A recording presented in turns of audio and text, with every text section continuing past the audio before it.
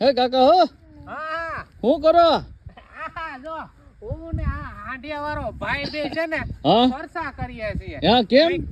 હું ઘા સરાવાયો તો ની હાંડિયા સરાવાયો. અરે વાહ કાકા વાહ, આ બે ની જોડી સારી થઈ ગઈ કા, એક હાંડિયા વાળો ને એક ગા વાળો. હા હા મેં કીધું આને પૂછતો તો મેં તો હાંડિયો ને દૂધ મેં કઈ રીતે હોય ને માહિતી લેતો. હા અચ્છા, એટલે હું વિચાર નથી ને હાંડિયા ની જોડી લેવાનો. અરે નહીં હાંડિયાની જોડી આપણને પાલન પોષણ કરતા ન આવડે ને આપણે લેવી કેમ?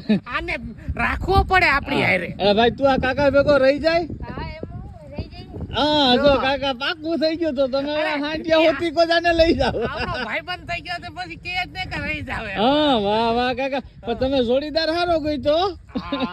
હે કાકા હું એમ કહું, હા એકાદો હાંડિયો તમારી પાસે હોય તો મજા આવે આપણે બેન રખડવાની. અરે તો એની વાત પૂછવા હાંડિયો હોય ને તો હું આમ જ રખડું હુયો, હો, હો, હો.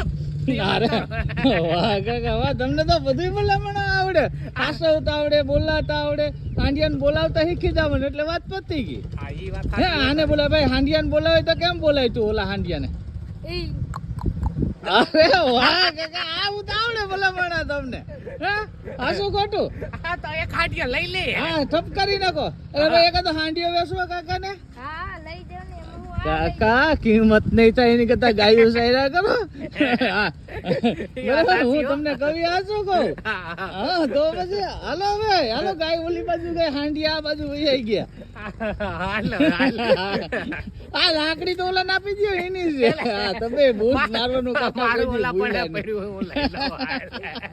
વાહ કાકા વાહ.